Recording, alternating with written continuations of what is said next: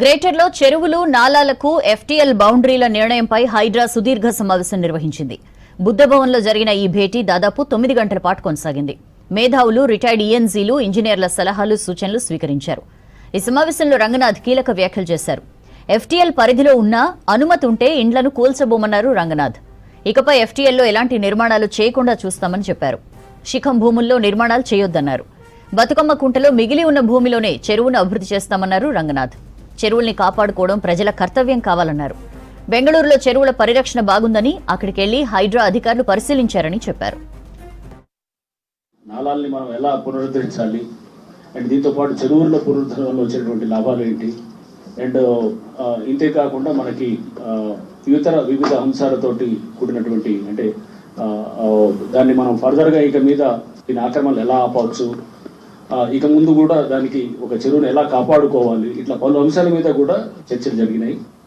And దీన్ని ప్రభుత్వం దృష్టిలో కూడా తీసుకువెళ్ళి ప్రభుత్వం గౌరవ ముఖ్యమంత్రి గారు అట్లనే ప్రభుత్వం దృష్టికి కూడా మేము తీసుకెళ్లిన తర్వాత దీంట్లో ఒక కాంప్రహెన్సివ్, ఒక హోలిస్టిక్ ఒక సొల్యూషన్ వచ్చే దిశగా కూడా ఈ ఎస్పెషల్లీ వాటర్ బాడీస్ దీని మేనేజ్మెంట్ అండ్ అట్లానే రిజ్యునేషన్, చాలా చెరువులు కూడా పునరుద్ధరణ, నాళాల పునరుద్ధరణ, ఇట్లాంటి సమస్యలు ఎఫ్టీఎల్ ఫిక్స్ చేసేటప్పుడు ఎలాంటివి మనం పోవాలి, ఎన్నిటి మీద కూడా ప్రభుత్వం దృష్టి తీసుకెళ్లి తప్పకుండా దీనికి ఒక పరిష్కార మార్గం కూడా చేయడానికి కూడా మనం ప్రయత్నం చేస్తాం. ఇంకా ముఖ్యమైన అంశం ప్రజలతోటి మమేకం అవ్వటం, ప్రజలు పబ్లిక్ పార్టిసిపేషన్ అనే అంశం కూడా రావటం జరిగింది. ప్రతి చెరువుకి కూడా అక్కడ లోకల్ పబ్లిక్ని కూడా వాళ్ళని అసోసియేట్ చేస్తూ అక్కడే కమ్యూనిటీస్ని కూడా అసోసియేట్ చేస్తూ ఇది ఒక ప్రజా ఉద్యమం లాగా తీసుకెళ్తే కనుక అప్పుడు మన చెరువులు మనం కాపాడుకోవటం, మన ఆస్తులు మనం పరిరక్షణ చేయడం అనేది వీలవుతుందనేటువంటిది కూడా మన దగ్గర కొంత నిజాం రూల్ నుంచి కూడా మనకేంటంటే కొంత పట్టా ఉంది, దాన్ని కొంత ప్రభుత్వ భూమి ఉంది, దీంతో వచ్చినటువంటి కొన్ని ఇష్యూస్ కూడా ఉన్నాయి. సో అంటే అక్కడ ఇక్కడ కొంత డిఫరెంట్ పరిస్థితులు ఉన్నాయి కానీ బట్ ఏదేమైనా కానీ కూడా అక్కడ చాలా అంటే మనం చెరువులు వాళ్ళు ఎలా అయితే పరిరక్షిస్తున్నారో అక్కడ డెఫినెట్గా బెటర్ ప్రాక్టీసెస్ని చూసాము.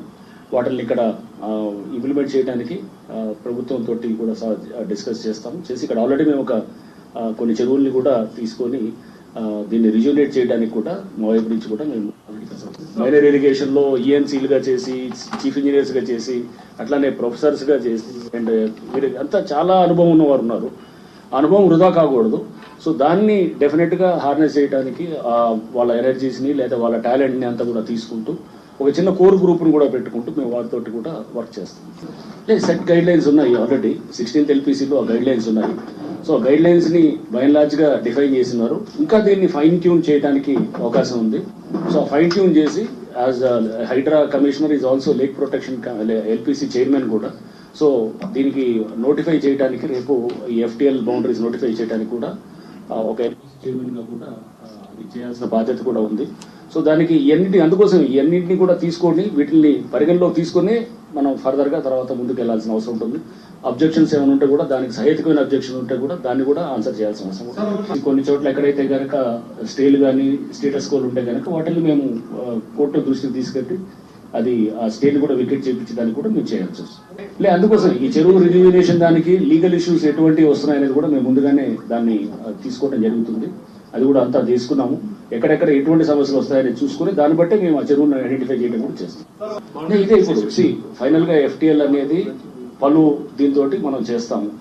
ఒకటి గ్రామ అంటే విలేజ్ మ్యాప్ తోటి పోవటం జరుగుతుంది. నెక్స్ట్ దీంతో పాటు సర్వే ఆఫ్ ఇండియా మ్యాప్ను కూడా మనం తీసుకుంటాం పరిగణలోకి. అన్నిటికన్నా ముఖ్యం వెయిర్ హైట్, అలుగు హైట్ తోటి దాంతో మనం కోఆర్డినేట్స్ ఫిక్స్ చేయడం జరుగుతుంది. అండ్ అట్లానే లేక్ స్ప్రెడ్ని కూడా తీసుకుంటున్నాం. లేక్ స్ప్రెడ్ని కూడా తీసుకొని మేము ఆ లేక్ స్ప్రెడ్ని కూడా 20 ఏళ్ల క్రితం ఉన్న డేటాని కూడా విత్ 1 మీటర్ రెజల్యూషన్ యాక్యురసీ తోటి అటువంటి డేటా అంత ఫైన్ డేటాకి వెళ్తున్న జరుగుతుంది. ఇవన్నింటినీ పరిగణలో తీసుకున్న తర్వాతే అట్లానే లేక్ మెమోరీస్, అన్నిటికన్నా ఇంపార్టెంట్ లేక్ మెమోరీస్ కూడా తీసుకోవడం, ఇవన్నింటినీ పరిగణలో తీసుకొని తర్వాత ఒక ఎఫ్టీఎల్